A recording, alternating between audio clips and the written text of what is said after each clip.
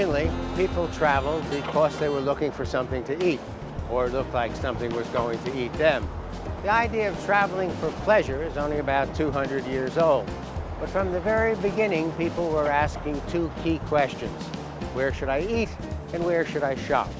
I've got a pretty good grip on where you should eat, so I thought it was time to take a look at the story of shopping.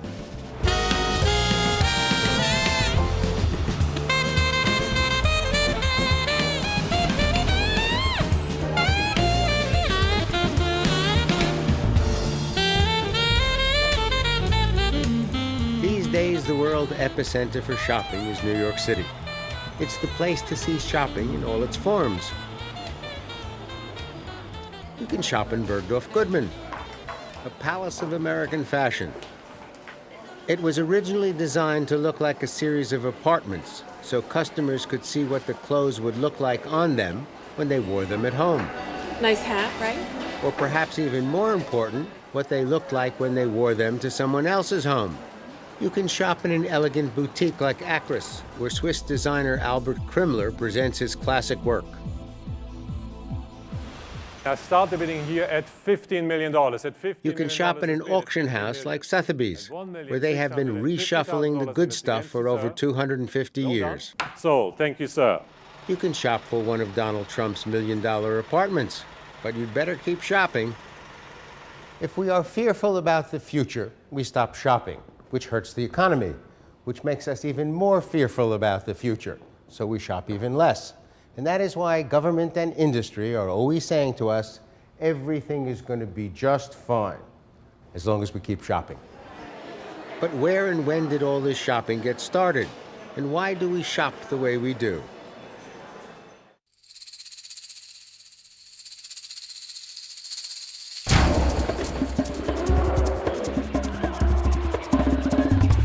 In the beginning, there was no shopping, just hunting and gathering.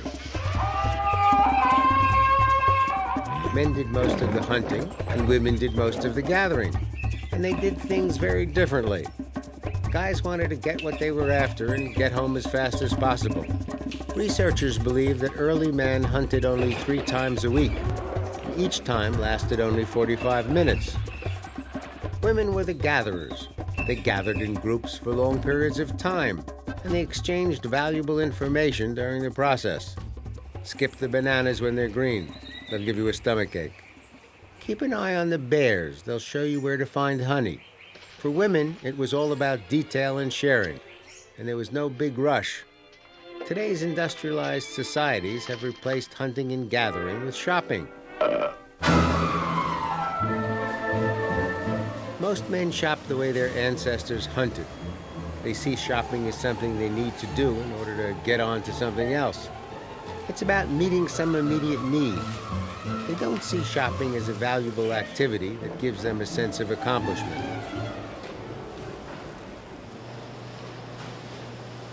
Women, on the other hand, tend to shop the way their ancestors gathered.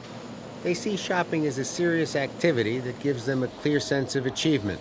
But there is also a biological explanation for the difference in the way men and women shop.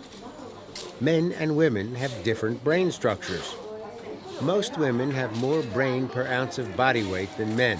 In addition, the connections between the two sides of the female brain are better developed. That appears to give women the ability to deal with more detail than men. Women can take in more of what's going on, process that information more effectively, and communicate their findings with greater speed and accuracy.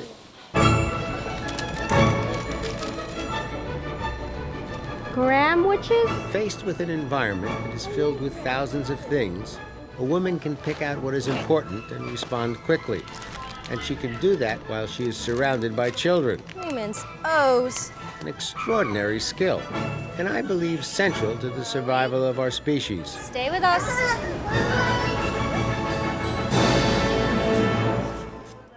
Men seem to deal with the world in a much more compartmentalized way. How you doing, sir? All right. How can I help you today? I'd like some chicken sausage, hot Italian. Sure. 2 links, packaged separately, if you will. When we look back at the time when we were hunter-gatherers, we tend to celebrate the strength, the skill, and the daring of male hunters rather than female gatherers. But the truth is that hunters only brought in 15% of the food that was necessary to survive. The other 85% came from the women gathering. The only place where men shop like women and women shop like men is on the internet. Men wander into cyberspace like women into a department store. They go from one department or screen to the next, just looking. Women shop the internet much more like men in a traditional store. They check out what's available, determine that the price is appropriate, add it to their virtual cart, and get out.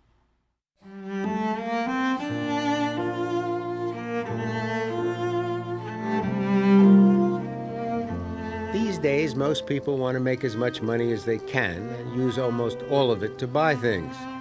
But for most of human history, people had the opposite approach.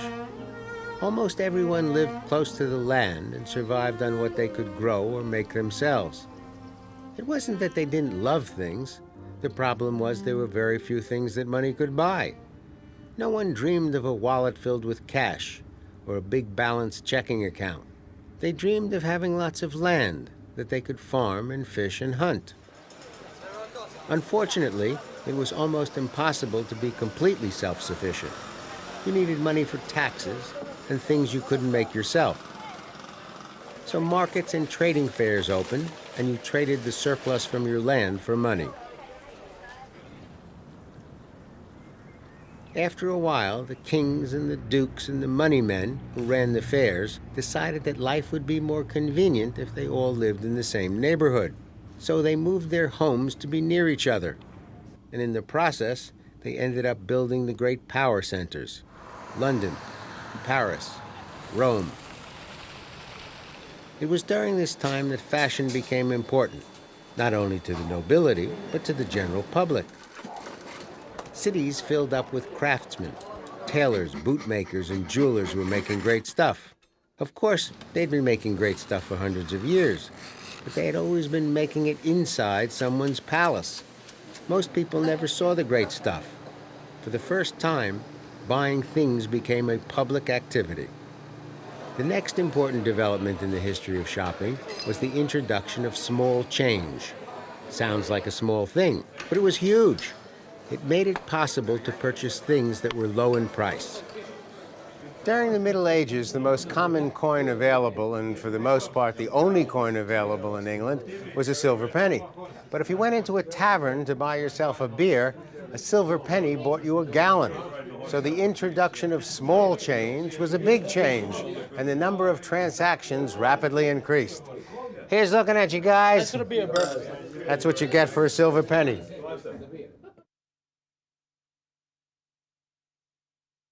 If you were looking for a specific time and place where just buying things turned into shopping, the time period would be the 100 years between 1550 and 1650, and the place would be London. Three important things happened. The population of London went from 60,000 to 400,000, so they had lots of people. But it was not just about numbers. Many of those people were rich, so there was a concentration of money. More people with more money demanding more stuff.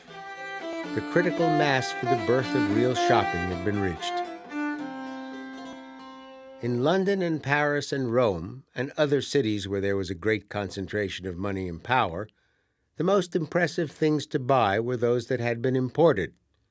Sellers described them as being fetched from afar, or far-fetched. London became the hot spot for far-fetched goods. Dealers came to London from all over Europe, offering silks from China, glass from Venice, linens from Flanders, and furs from Russia. Today, New York is the place for far-fetched goods, and one of the city's most far-fetched places is tender buttons. So how did you get into the button business? Really accidentally. Found a lot of buttons in an old Hungarian man's shop the size of a closet, bought the buttons to have an art event. People came in and asked for buttons for their clothing, and we found we were in business. So you started as an artist and wandered into business? Wandered in, absolutely. Show me some of your favorites. These absolutely beautiful 19th century enamel buttons which are gentlemen's pursuits of the 19th century. There's women, sailing, hunting, and horse racing. So it hasn't changed very much.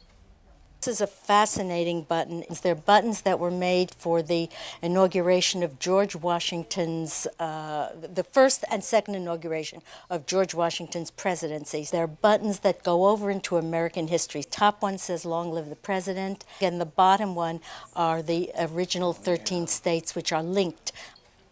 I like these a lot. In case anybody tells me to get lost, I don't have to worry. I got a compass on my button.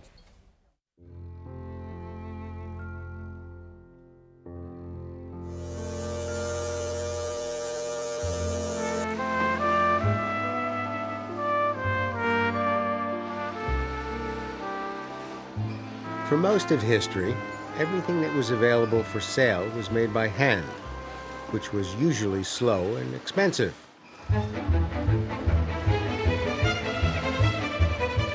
Suddenly, the Industrial Revolution that took place in England during the second half of the 1700s changed that.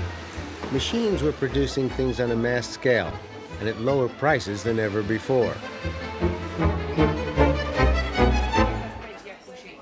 More people started making more money. More things and more money meant more shopping. In 1781, the firm of Asprey was founded and soon became a perfect example of the shop designed for the serious upscale shopper. It bridged the space between the old money customer, who expected the craftsman to come to his country castle, and the new money customer, who wanted the same quality craft work but wanted it to be easily available in London. Asprey had its own team of craftsmen, and most of them worked above the store. The people with the new money wanted the same great stuff as the people with the old money, but the people with the old money didn't like that. I mean, after all, what is the point of being the king if everybody has what you have just because they can pay for it? That was the attitude in London, and it was pretty much the same thing in Paris. The stores had the new stuff, but they only wanted to sell it to people with old money. The French Revolution, however, changed things. The extensive use of the guillotine during the Revolution eliminated a large number of upscale shoppers and altered the retail climate. The French Revolution had an amazing effect on shopping. Manufacturers of luxury items, who for centuries had earned their money by selling to the aristocratic families of Europe, were suddenly offering their goods to anyone who could afford them. The London shops were slow to accept the idea of new money, and while they were busy resisting, Paris opened up and became the new shopping capital of the Western world. Today, the anthropology stores throughout the United States reflect the new attitude. The environment has a sense of adventure and found treasures. The customer is invited to wander through different environments that connect them to distant places and the past.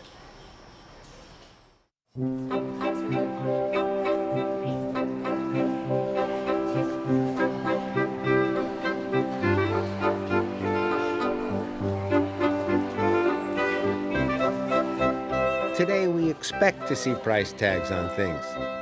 But it was the shops of Paris that accepted the idea of putting a fixed price on merchandise long before most other cities.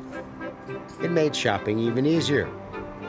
You could check the price tag, skip the bargaining, and get right to the buying. When we think about famous department stores, we usually think about the great department stores of New York City. But it was in Paris that the department store first got started. In 1859, an entire building was constructed just for shopping. It was called Le Bon Marché, the good deal. Department stores began to show up in cities all over the world, but it was the introduction of ready-to-wear clothing that made them the great retail establishments they eventually became. Sea captains in particular were Henry Sands Brooks and Brooks Brothers' first customers. And they didn't spend a lot of time on land, and they had the first practical need for ready-to-wear. Brooks saw this opportunity for ready-made. So a sea captain could come in, identify a garment that he wanted, get it altered within a couple of days, and be back at work. Brooks really developed a business model based on a kind of new commercial America. Not only was American capitalism needing ready-made clothing, but also the other part of the essential America, which was kind of American democracy, needed it as well, because high-quality clothing was something that sort of identified you as an upwardly mobile individual, and upward mobility was becoming a really, really important thing in the first half of the 19th century.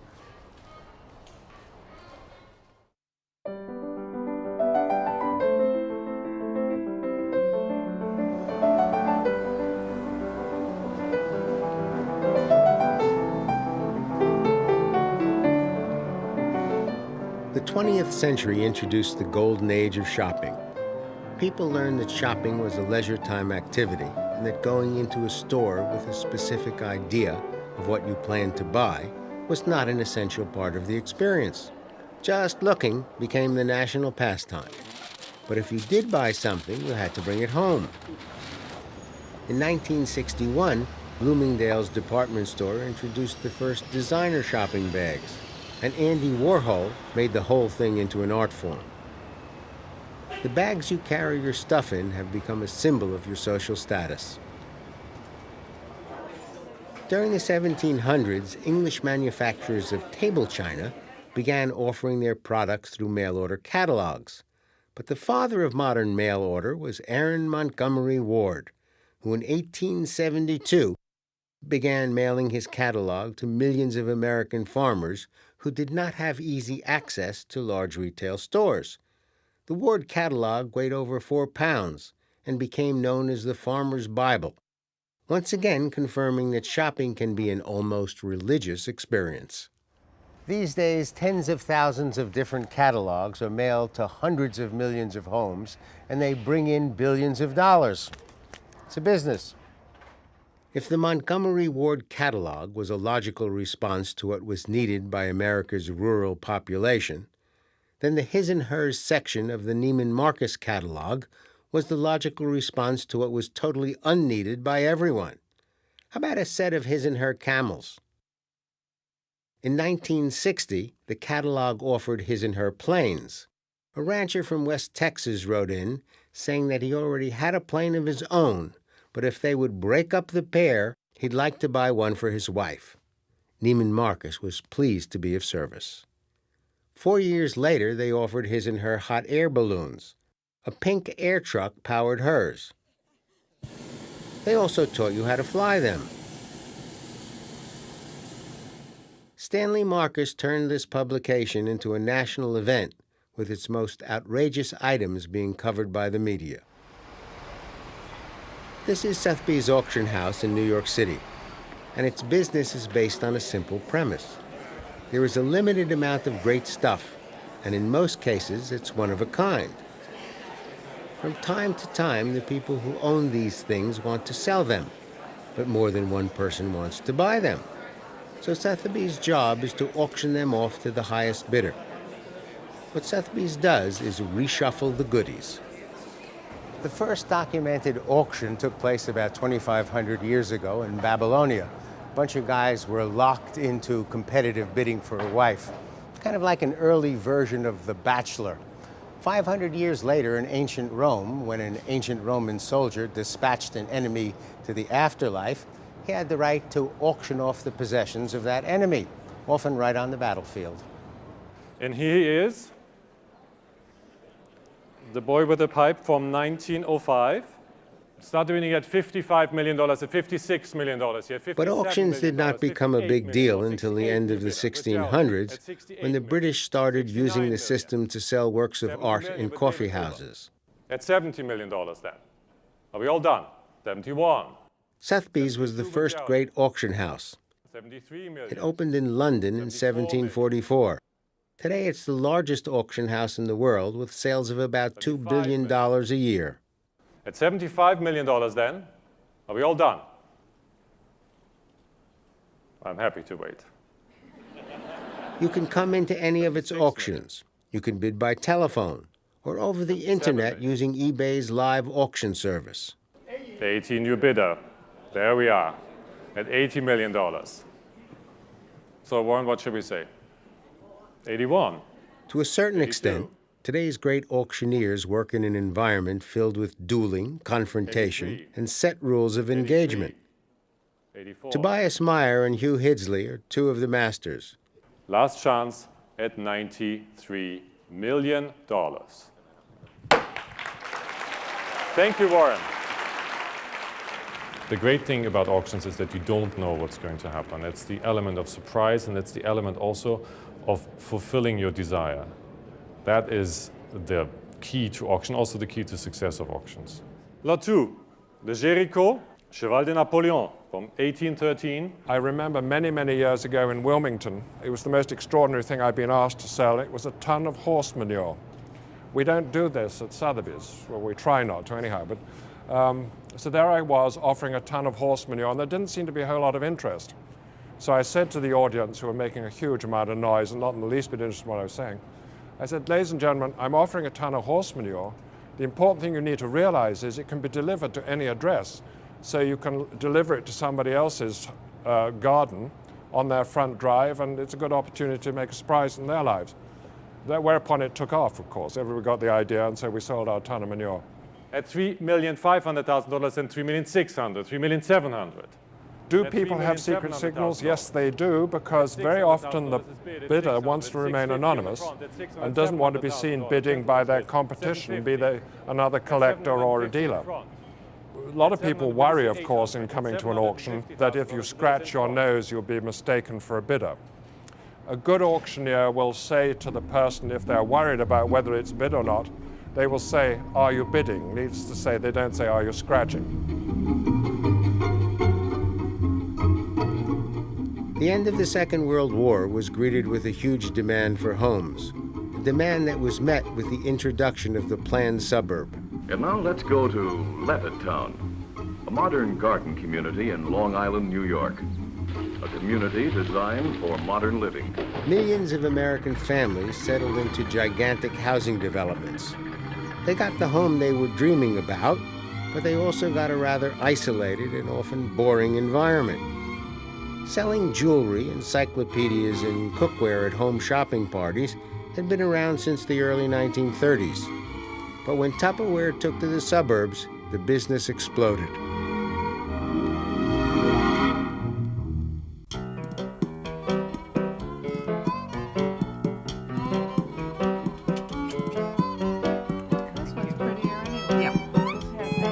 A personal shopper is someone who does the shopping for another person, or at the very least, helps them shop.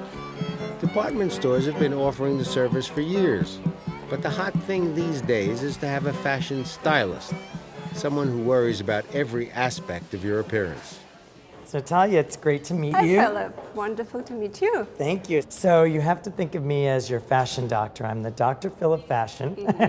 Philip Block has the ability to make other And you have people to look think of great. this as kind of a- He is a stylist to some of the biggest names in Hollywood. Great. I know you like the pencil skirt.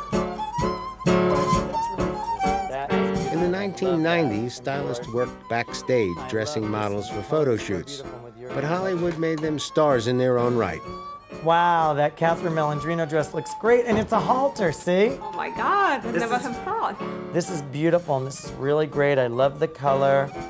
Wow, that looks absolutely gorgeous. I'm loving it. This is probably my favorite. I'm feeling like this might be the winner. A Star is Born.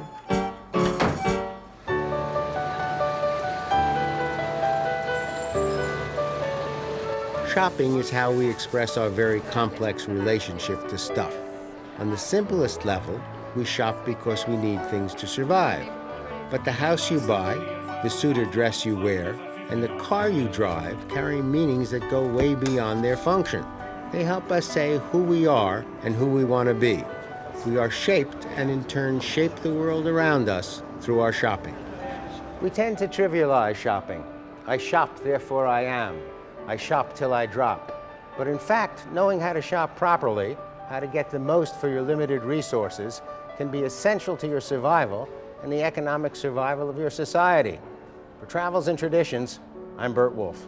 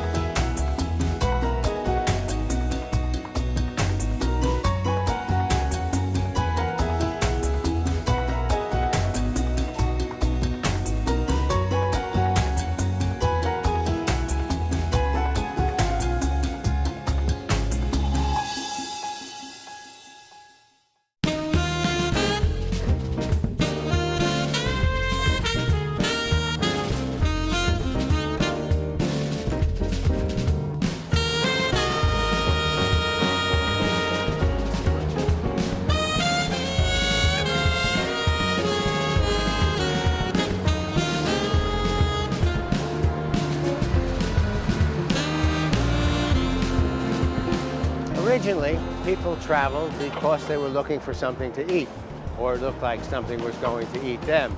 The idea of traveling for pleasure is only about 200 years old. But from the very beginning, people were asking two key questions. Where should I eat, and where should I shop?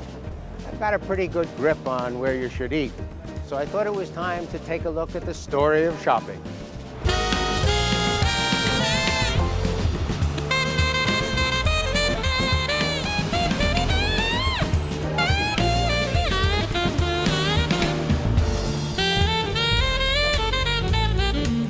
These days, the world epicenter for shopping is New York City.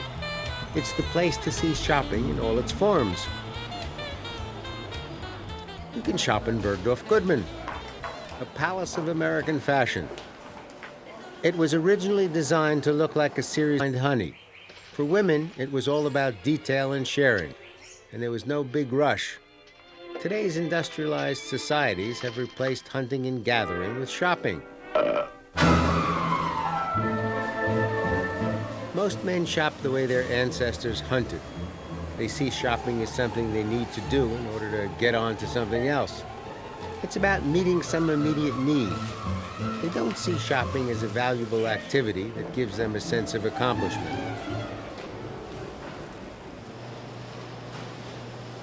Women, on the other hand, tend to shop the way their ancestors gathered. They see shopping as a serious activity that gives them a clear sense of achievement. But there is also a biological explanation for the difference in the way men and women shop.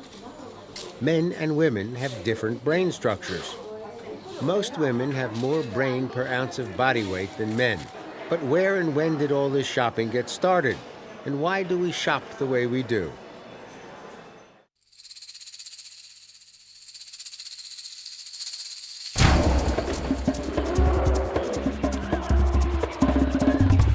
In the beginning, there was no shopping, just hunting and gathering.